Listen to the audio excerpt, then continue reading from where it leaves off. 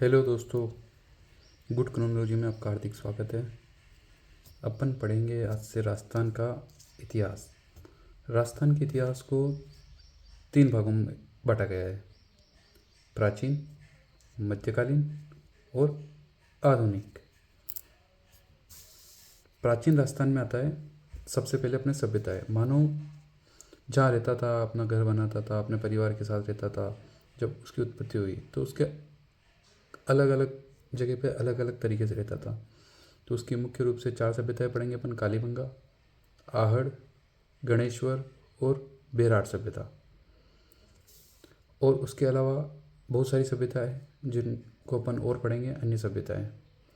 सभ्यताओं के बाद आर्यों की उत्पत्ति होती है। आर्यों की उत्पत्ति का सरस्वती नदी के किनारे हुई है और सरस्वती नदी के अपने राजस्थान में भी आती है उसका अंश।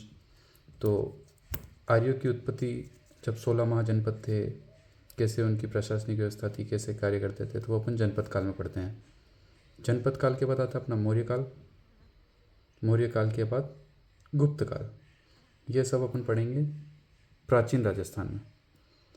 प्राचीन राजस्थान के बाद आता है अपना मध्यकालीन राजस्थान। मध्यकालीन राजस्थान में उस समय मुस्लिम आक्रमण शुरू हुए थे। तो मुस्लिम आक्रमण में अपने हुए थे अरब आक्रमण, तुर्क आक्रमण। तो उनसे रक्षा करने के लिए उस समय अपने राजस्थान में, भारत में, उत्तर भारत में 4 प्रमुख राजवंश थे: गुज्जर पथियार, चौहान, चालुक्य और परमार।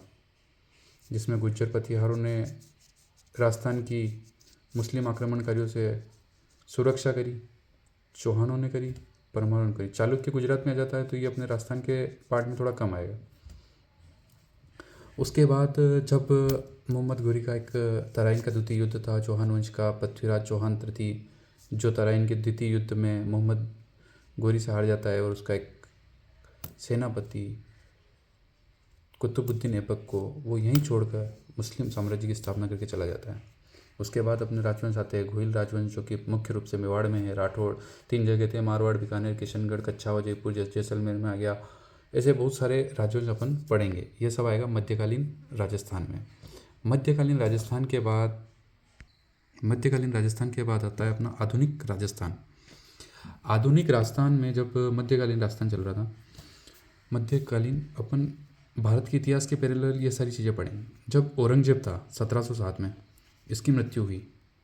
तो औरंगजेब की मृत्यु के बाद अपने राजस्थान में एक बहुत बड़ा टर्निंग पॉइंट आया, क्योंकि जब औरंगजेब था तो इसने उत्तर भारत को पूरा जीत लिया था।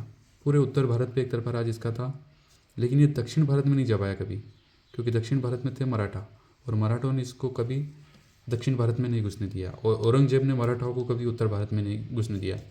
तो उत्तर भारत में एक तरफा राज औरंगजेब का था, दक्षिण भारत में मराठाओं का राज था। दोनों एक दूसरे के प्रतिद्वंदी थे।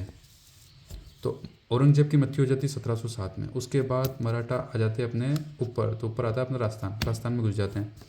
तो मराठाओं का आक्रमण हुआ।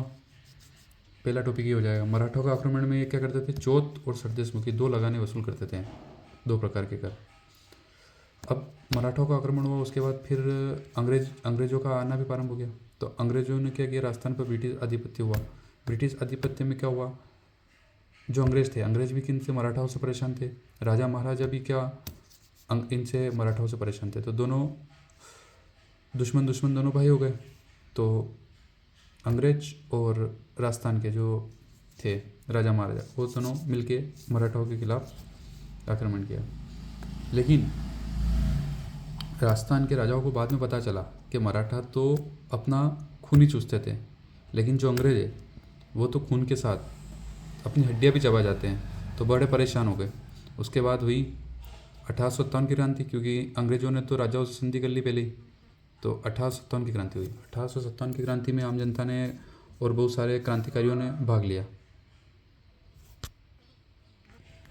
1857 की क्रांति भी असफल रही, क्योंकि किसी बड़े राजा का अपना नेटवर्क नहीं मिला, कोई ढंग से नेटवर्क नहीं कर पाया, और पता नहीं था कि भाई अंग्रेज़ों को मार के फिर करना क्या है, इसलिए असफल रही। लेकिन असफलता के पीछे भी बहुत सारे सफलता के कारण रहे, क्योंकि जनता अपना अधिकार के लिए बोलना सीख गई थी। तो उसी के लिए उसी के बाद फिर हुए किसान आंदोलन और जनजाति आंदोलन, क्योंकि अपनी आवाज़ उठाना इन्होंने मजबूत कर दिया कि भाई अपना आवाज़ उठाएंगे, तो उसके चक्कर में हुए किसान और जनजाति आंदोलन। उसके बाद आ जाते हैं प्रजामंडल आंदोलन। बहुत सारे, जब 1885 में नेशनल कांग्रेस की स्थापना होती है, उसके बाद नरम दल गरम दल बनते हैं, तो उसके बाद बहुत सारे आंदोलनकारी आते हैं, भारत के साथ साथ राजस्थान में भी होते हैं, तो प्रजामंडल आंदोलन। अब आता है जब भारत आज़ाद हो जाता है, उसके बाद एकीकरण। तो एकीकरण, भारत बहुत सारी रियासतों में टूटा हुआ था, उन सबको एक साथ जोड़ना था, तो आता है एकीकरण। ऐसे पढ़ेंगे अपन, एक एक टॉपिक पढ़ेंगे, बहुत विस्तार में पढ़ेंगे आराम से। इस प्रकार अपन पढ़ेंगे राजस्थान का इतिहास।